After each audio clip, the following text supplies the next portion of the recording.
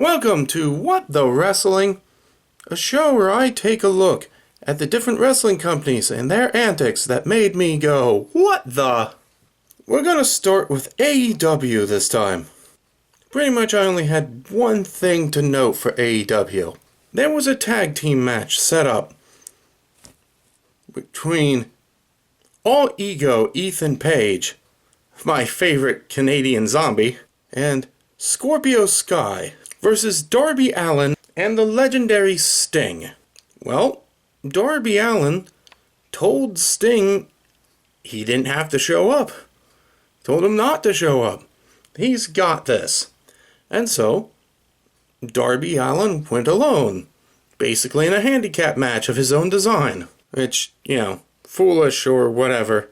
That's not really important to this story. What is important was the announcer's commentary, acting as if the team with two members was bullying poor Darby and treating him like a victim. I don't know why this particularly set me off this time, but as stuff like this happens in wrestling all the time. But no, Darby wasn't bullied. He chose this match. He chose to make it a handicap match.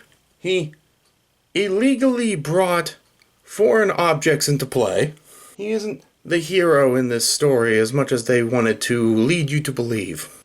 Heading over to NXT, the relationship between the $1 Million Man Ted DiBiase and internet millionaire Cameron Grimes continues. A new player has entered the scene in LA Knight.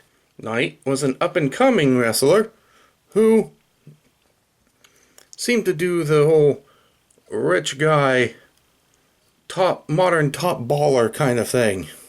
And just for the prestige, and for the bling, and for anything else, stuck his nose into Ted and Cameron's business. Now, all of a sudden, Ted DiBiase decided he was going to name his successor to the $1 Million Legacy. But it was going to have to come down to LA Knight versus Cameron Grimes in a ladder match for none other than the $1 Million title. All of a sudden, Cameron Grimes has a huge amount of respect for Ted DiBiase and is now trying to defend his name, and weirdly enough, became suddenly a face amongst the crowd. Fans love Cameron Grimes all of a sudden, and why not? The match came and went, and LA Knight won the belt, which Cameron Grimes is itching to win back for the honor of the $1 Million Man. Speaking of battles for strange legacies or something, over on WWE, King Baron Corbin has been having a bit of trouble with Shinsuke Nakamura, the King of Strong Style, as Shinsuke had been stealing Corbin's crown and running around with it. Well, like in most things wrestling, this led to a match. An actual battle for the crown, where the winner would get to have the crown and the official title of King of the WWE. I guess we're not doing the King of the Ring tournament this year.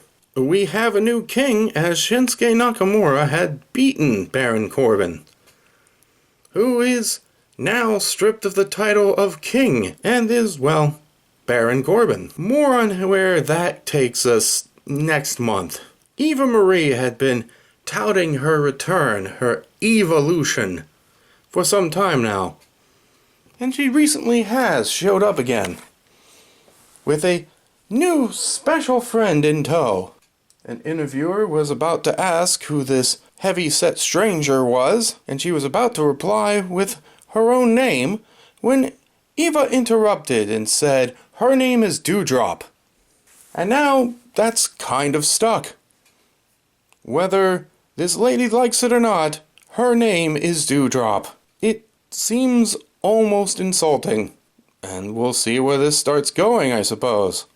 But speaking of new identities, Nikki Cross has been on a bit of a hot streak lately, winning match after match, usually by some sort of technicality or surprise roll-up, but the fact is she's been winning and has been on a bit of a streak, which has done wonders for her confidence.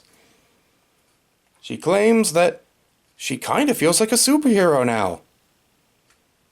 And she expressed that last month by actually donning tights, a cape, and a mask, and premiering as almost a superhero, Nikki Cross. Of course it's silly, kind of hurricane-esque, but I dig it. I liked the Hurricane back in the day, so why not this?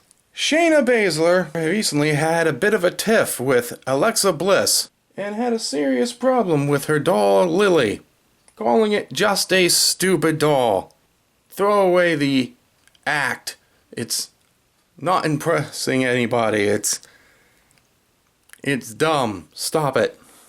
It's just a stupid doll.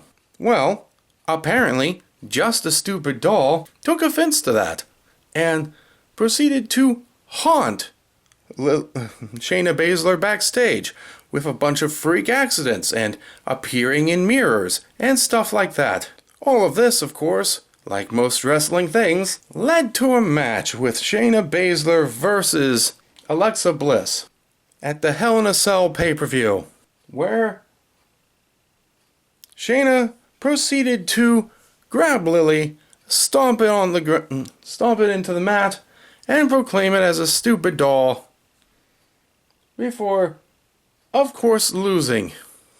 It's really the haunting scene that makes this story stand out. Why I wanted to talk about it was the really hackney stuff they were pulling, but yeah. But speaking of the Hell in a Cell pay-per-view, I'll finish up by just saying the cell is still red, and I still cannot see hardly anything.